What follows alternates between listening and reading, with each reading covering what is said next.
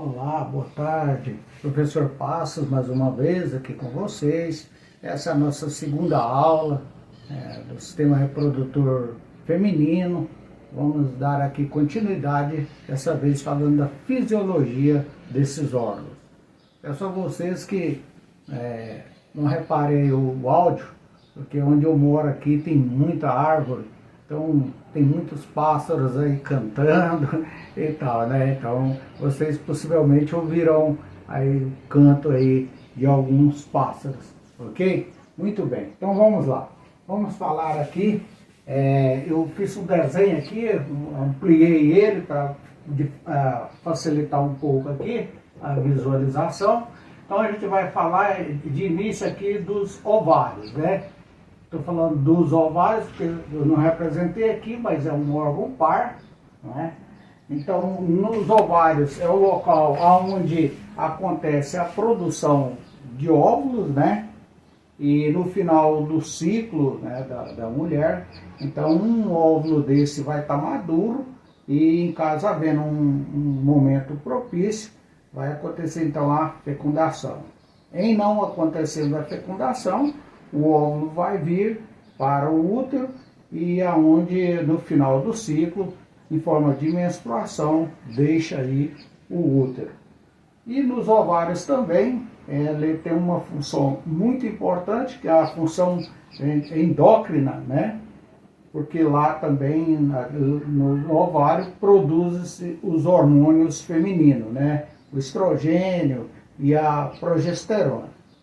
Esses hormônios, eles contribuem aí nesse ciclo menstrual, né? E também eles definem aí as características sexuais da mulher. Muito bem. Então, o segundo órgão também é um órgão par, que se trata da tuba uterina, né? A tuba uterina, ela vai absorver, né, esse óvulo maduro no final, né, do ciclo. Ele vai percorrer toda a tuba uterina, né, até vir para o útero, né. Caso aconteça uma fecundação aqui aproximadamente na altura da ampola da tuba uterina, esse óvulo vai ser fecundado, né, e agora esse embrião vai vir e alojar aqui na parede do endométrio, né, a parte interna do útero, onde ele vai desenvolver, receber ali tudo aquilo que é necessário para o seu desenvolvimento até o momento do nascimento, né? Então, só lembrando que a tuba uterina, na aula anterior, né, de anatomia, a gente falou, essa primeira parte aqui é o istmo da tuba uterina, né? Depois aqui fica a ampola da tuba uterina e aqui vai ficar o infundíbulo, né? E essa partezinha final aqui é as fímbrias, né? Essa partezinha final aqui, que tem um movimento mais ou menos assim, para que aconteça então, ela vai auxiliar na absorção, né, desse óvulo no momento dele ganhar a tuba uterina. Muito bem.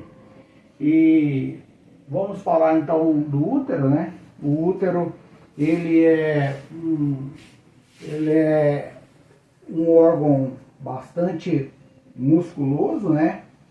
Onde ele tem a função de abrigar, né?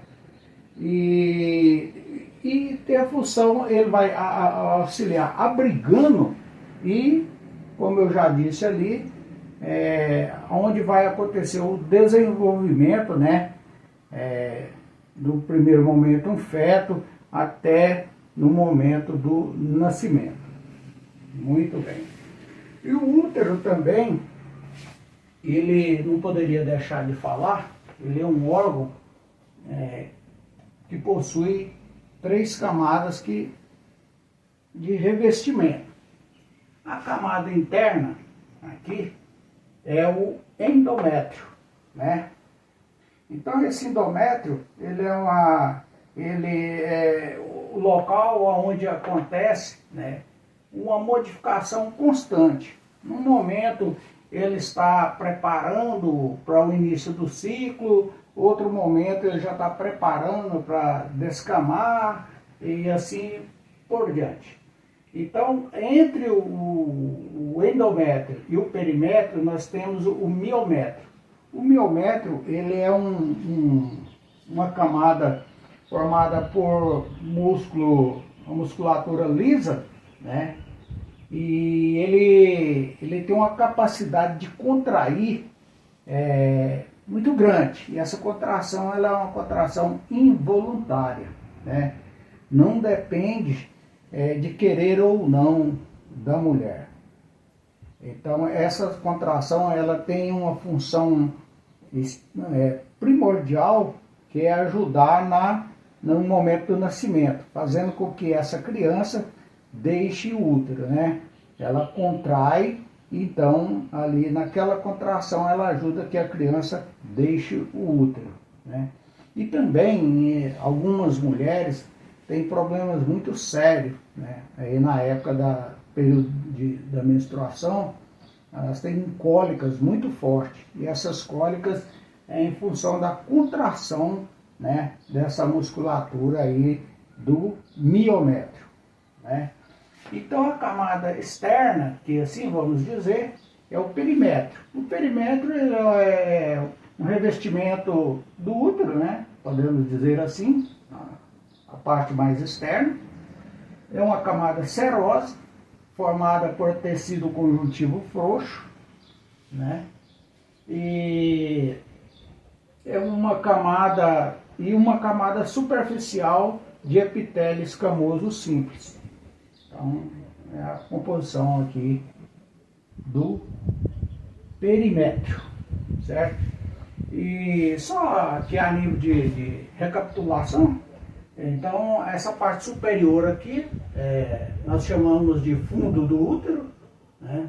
2/3 aqui a gente chama de corpo do útero, e aqui na transição do útero para o colo do útero, nós temos o istmo do útero, depois temos então o colo do útero, o ósseo, né, do colo do útero, que é a transição do colo para a vagina, e ao final então nós temos a vagina. É um órgão muscular, ele tem início no ósseo do colo do útero, né, e finaliza então, né, aí no ósseo aí da vulva, né? Então, lembrando aí que nas nossas próximas aulas a gente vai estar falando aí da anatomia e da fisiologia dos órgãos externos.